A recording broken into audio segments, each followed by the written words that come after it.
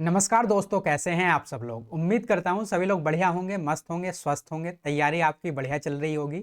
मेरा नाम है शिवम और होम साइंस जंक्शन पर आप सभी का स्वागत है। तो आज मैं बात करने वाला हूं जो आपका DSSB डोमेस्टिक साइंस TGT का एग्जाम हुआ था 26 अक्टूबर को। तो उसका मतलब क्या पैटर्न रहा है, किस टाइप के क्वेश्चन पूछे गए थे, क्या लेवल रहा है, तो उस बारे में हम बात करने वाले हैं। क्योंकि आपका जो है 4 तारीख को फिर से पेपर होने वाला है डोमेस्टिक साइंस का, और उसके बाद जो 2025 वाला है वो दिसंबर में रहेगा, है ना। तो आपको एक आइडिया मिलेगा कि लगभग कैसा हमारा पेपर आया था। तो सबसे पहले अगर मैं बात करूं तो पैटर्न की बात कर लेते हैं कि क्या पैटर्न हमारा रहा था, है ना। तो सबसे पहले जिनका 4 तारीख को पेपर है उनको मैं जल्दी से बता देता हूँ, बिना मतलब बहुत लंबी वीडियो नहीं करेंगे, जल्दी जल्दी मैं सारी चीज़ें आपको बता दूंगा। तो सबसे पहले आपका देखिए पेपर आता है 200 नंबर का, जिसमें कि फर्स्ट पार्ट आता है 100 नंबर का, सेकंड पार्ट आता है 100 नंबर का। फर्स्ट पार्ट में 5 सेक्शन रहते हैं, कौन कौन से?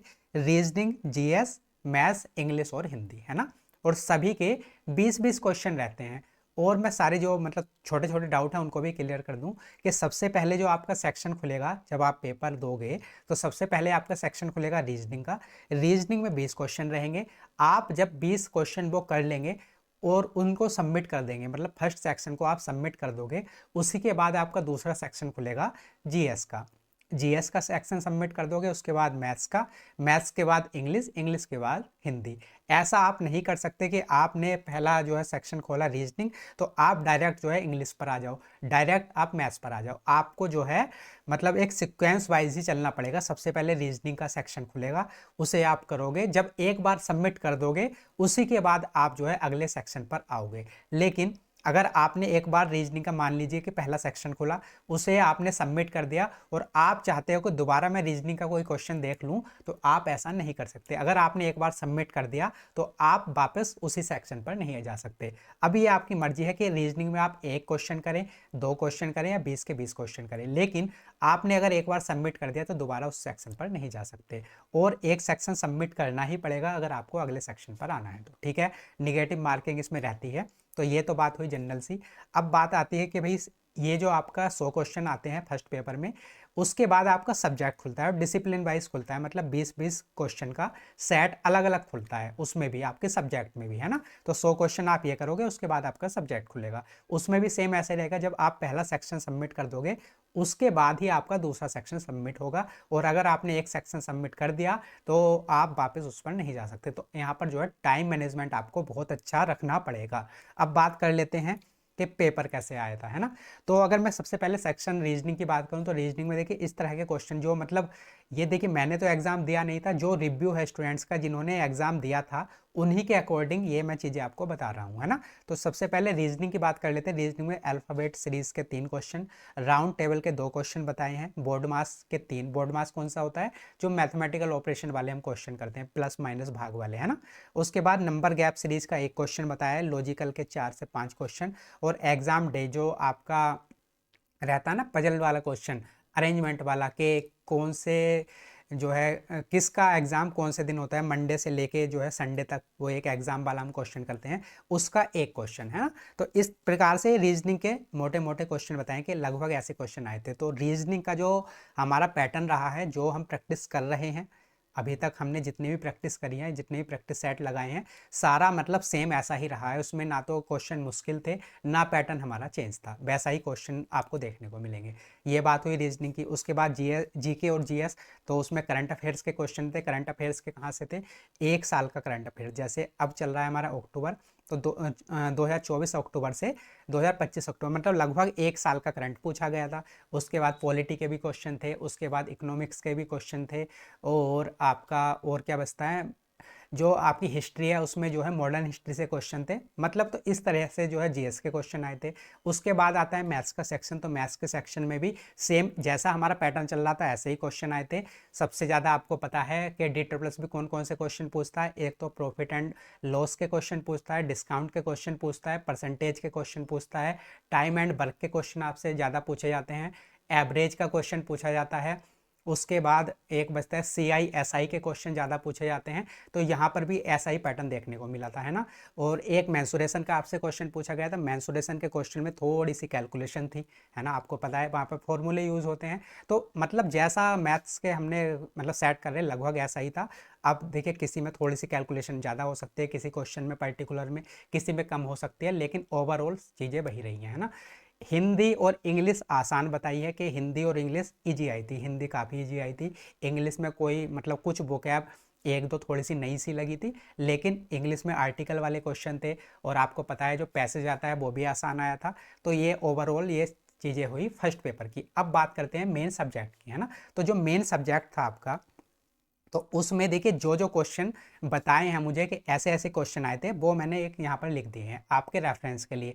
आप जो है इसकी तैयारी कर रहे हो तो आपको अच्छे से आइडिया लग जाएगा कि कौन कौन से क्वेश्चन पूछे गए थे, है ना। तो सबसे पहले देखिए जीन प्याजे की थ्योरी से 1 से 2 क्वेश्चन बताया है।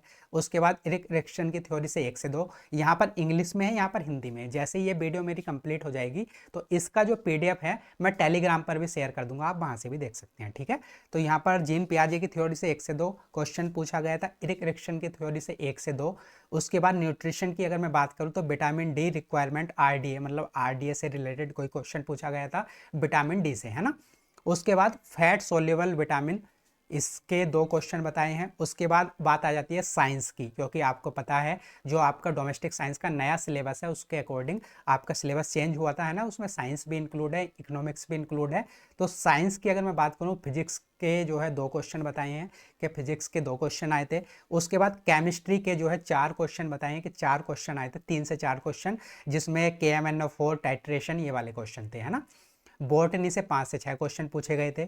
उसके बाद बात आती है होम साइंस, आपका जो कोर सब्जेक्ट है। तो होम साइंस में स्पेस प्लानिंग से 1 क्वेश्चन था, होम मैनेजमेंट से 2 क्वेश्चन थे, स्टेन वीव से 1 क्वेश्चन था, प्रिंटिंग एंड डाइंग से 1 से 2 क्वेश्चन था। तो ये बात हुई, ये इंग्लिश में है, इधर हिंदी में है, आप देख सकते हैं, ठीक है। आगे बढ़ें।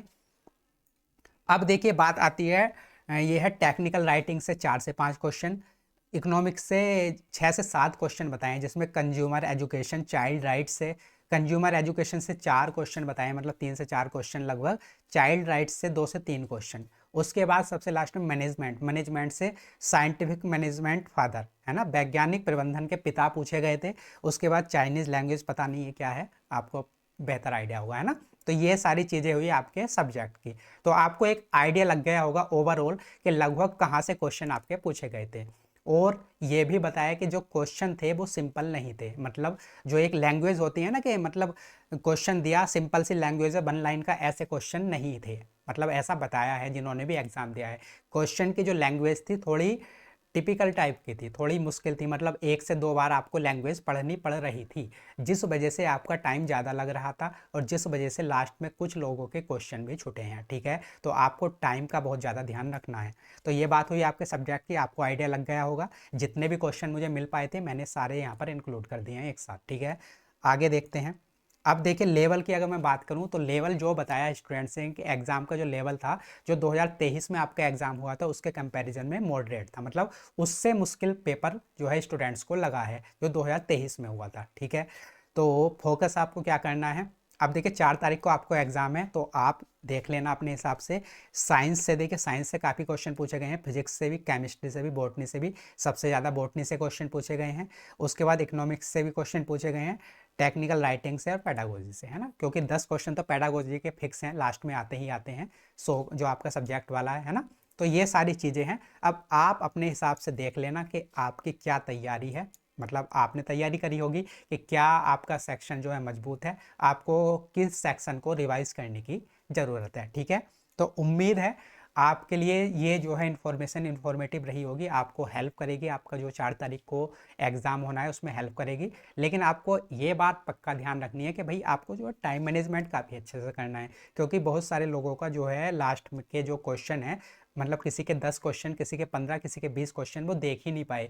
और वो ऐसा क्यों हुआ, क्योंकि देखिए एक तो फर्स्ट पेपर में उनको टाइम लग गया, ऊपर से जो आपका कोर सब्जेक्ट था उसमें भी लैंग्वेज थोड़ी सी मतलब सिंपल नहीं थी, तो उसमें भी क्वेश्चन को 2-2 3-3 बार पढ़ के टाइम ज़्यादा लगा, इस वजह से लास्ट के क्वेश्चन वो देख ही नहीं पाए। तो आपको टाइम मैनेजमेंट अच्छा रखना है, जिससे कि एटलीस्ट आप सारे जो 200 क्वेश्चन है उनको देख पाओ। ठीक है, तो ये सारी बातें हुई यहाँ पर।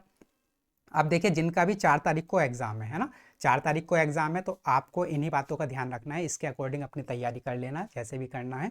और मैं अभी थोड़ी देर में एक वीडियो और बनाऊंगा जिनका टीजीटी एसएसटी का एग्जाम है या आपका एग्जाम है या टीजीटी मैथ्स का, आगे जिनका भी एग्जाम है कि तो उन्हें किस तरह की रणनीति रखनी चाहिए, मतलब हमारा जो मैथ्स है, रीजनिंग है, बाकी जो सब्जेक्ट हैं उनको हमें कैसे टैकल करना है एग्जाम में, जिससे कि हमारा टाइम मैनेजमेंट अच्छे से हो पाए। ठीक है, तो चलिए मिलते हैं अगली वीडियो में।